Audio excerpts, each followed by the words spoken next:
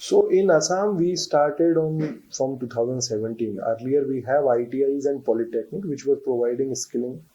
But apart from that, the short-term skilling, which is the buzzword now, so skilling, reskilling, and upskilling. So in 2017, we started with the Assam Skill Development Mission, and then from then onwards, we are able to actually impart training in different programs for around 3.9 lakh, approximately 4 lakhs, and out of that, we could certify the 3 lakh something. So that is a very good initiative from the Assam government, and we are able to place our placement records are very good.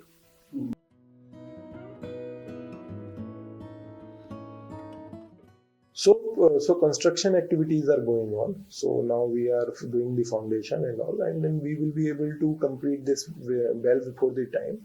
The main aim of this Assam Skill University is we want to have a holistic approach on skilling instead of having a piecemeal approach. So this skill university will be having holistic approach on every aspect of the skilling in the state of Assam. So they will be developing the short-term courses in sync with the industry, because the industry connect is the key word in skilling. I can skill somebody in a one trade, but if that trade or that skilling activity is not accepted by the industry, what will we will be doing? So industry won't accept, and we need to work in close coordination with the industry. Yeah.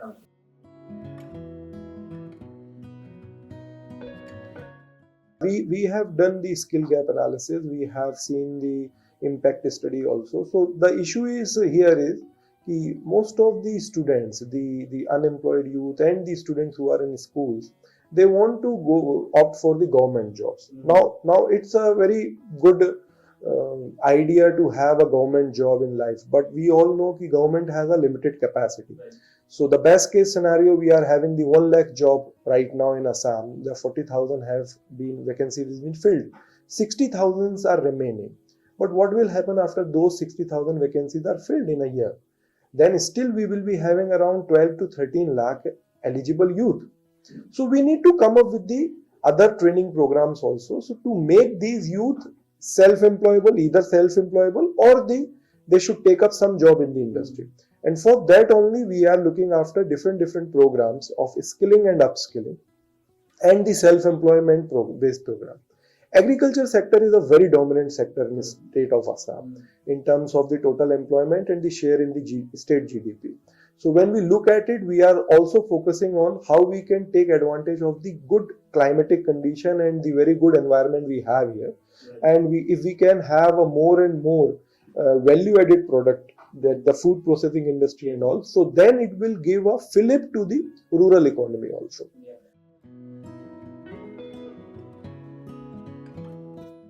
The earlier stumbling was, as we all know, was the situation, the socio-political situation here. We have faced insurgency, and now for last 6-7 years there is no insurgency in the state of Assam, and after this government came into power, there is more than 4,500 surrenders and huge catch of arms have been recovered. So now it's kind of total peaceful, and I would say it's one of the most peaceful state now in whole of the India.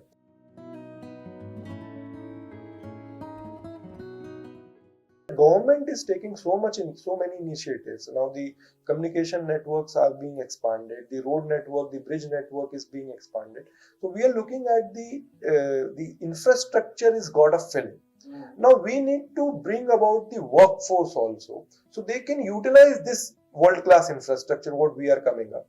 So whether the 4-lane highways, the bridges or the rail line extension, if we are looking at the big universities, the complexes that are coming up, now we need the trained manpower also.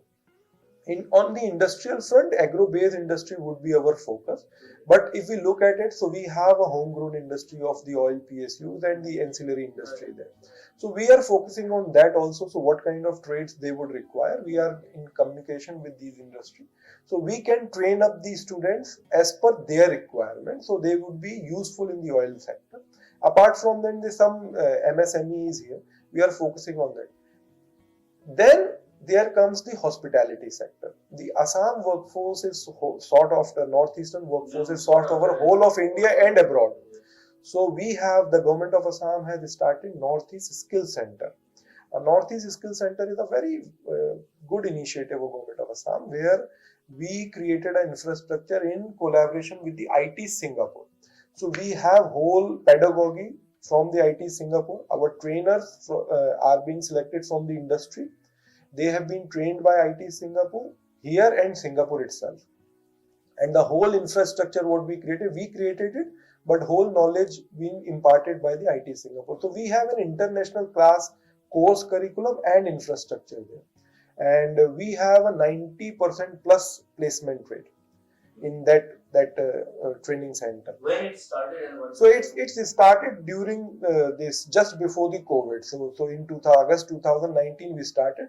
Now the fourth batch is going on, and fifth batch we are going to start from June July onwards. All have been placed. Yeah. So even before exam they are being picked up. So exam just got completed and our placement is already 88%. So within 1 month we will be able to cross that 90% mark also. So this is a very unique course, and it's kind of because it's a government course, it's highly subsidized. So candidates are hardly paying 8 to 10% of the actual course cost. So they are just paying that much. And we have different method. We have collaboration with banks. So even if that is required, that can be filled up by the banks. And another point, when we talk about the Assam Skill University, it's a big project, and again, with the course that has been designed with integration with the industries. In Assam, there is also, you have this sector for handloom and handicrafts sector. Bamboo is very prevalent out there. Yeah. So in this kind of homegrown sectors, what is the focus and what kind of course you are planning to design on this? So that talk is happening with the industry. We have some industry leaders here in Assam also who are working on the bamboo thing. If you look at it, the bamboo is kind of called the future wood, wood of the future. Yeah. And we have the highest area under bamboo in whole of the India if you look at the percentage basis. So that advantage we have, but the bottleneck is the transportation cost, logistic costs, because we are situated in one part of India and the logistic costs are high. So there is one more sector which is opening up is the inland water sector. So you have heard about the Ganga Vilas, the longest river cruise which has come over to Assam to till Dibrugarh. Now that sector is opening up when we are going to have more and more cargo services between say Kolkata, mainland India and the coastal India with directly from the Brahmaputra. We are going to see that we can easily move the bulky products from the Assam and the commodities from the Assam at a very reasonable cost, and then it will give us a the edge our products to have the market competency. So that thing is there. And in inland water sector, the good action is happening, and we are coming up with one world-class infrastructure in near Shukreshwar Ghat, the Guwahati Gateway Ghat project. It would be a 350 crore project, and that will be commenced, I think, in next year in first week. So that is also there. Now we have started there the inland water sector. We have started the training academy also. So all the sailors and their handymen are now being trained. Okay. And with this new training academy is going to coming up. That is another under another project here in Guwahati. Yeah, near Pandu. So this training academy would be able to provide training to local youth, and they would be able to join merchant navy and other these shipping companies. So that will give that connectivity. Once we have trained manpower here, when we have this Indo-Bangladesh protocol route and making that operational, then we will have the logistics costs will be coming down. Second is that continuous skilling efforts. When these students or these trained manpower, they go out for say 2 year, 3 year, 4 year, 5 year. And when they have a sufficient knowledge and this thing, and when they will be thinking of coming back, by that time these companies would be requiring trained manpower here in Assam for opening up of their new branches, their factories and all. So this training efforts, what we are doing today, is actually going to bring many more benefits in coming years in terms of the industrial investment, because then industry would be very much comfortable. Okay, we have a trained manpower who belongs to northeastern state and we want to open it up, so why don't we send this guy there, and they will be having a very good connect on the ground. So that kind of futuristic outlook is what we are looking at, and we are trying to train on all the spectrum of the skilling. So training in the vocational courses, we are looking at the agri sector also, we are looking at the food processing, but we are also looking at the high-end fine tech course also. So the basic computer skills, now that is kind of requirement of today. So we have this MOU with Microsoft, and already 3,500 students, 16 years plus, they have been trained and certified, and they are getting the Microsoft certificate, and they are using the Microsoft applications and other computer basics, and they are appearing for the online exam, and they are getting that certificate. And we are having target for more than 20,000. So this year we are targeting to do that. The biggest gap which we found out is the awareness. Still, we are not able to tell the parents and the student alike that skilling is a viable career option.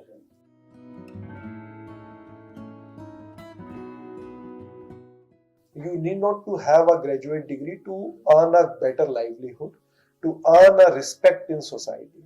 So that respect and livelihood awareness is the need of an hour. And for that, we are going to start one skill yatra on a pilot basis in 4 of the districts: Moregaon, Kamrup Rural, Nalbari and Dharam.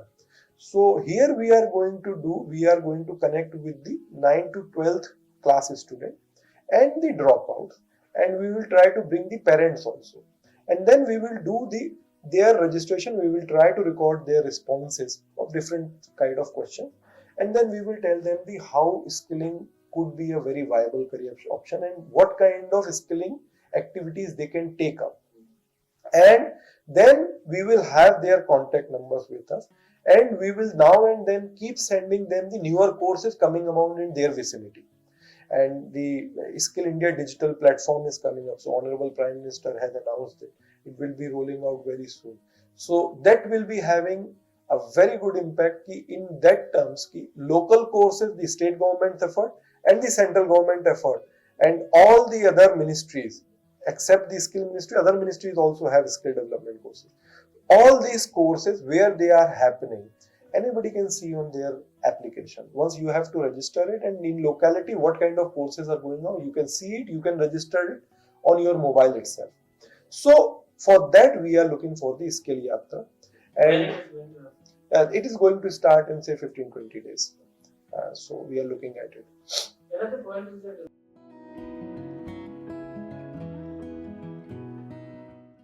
so we can say around 1 lakh, and now the convergence is happening. So the other departments are also going to have the skilling through the skill development mission. So then these numbers will go up.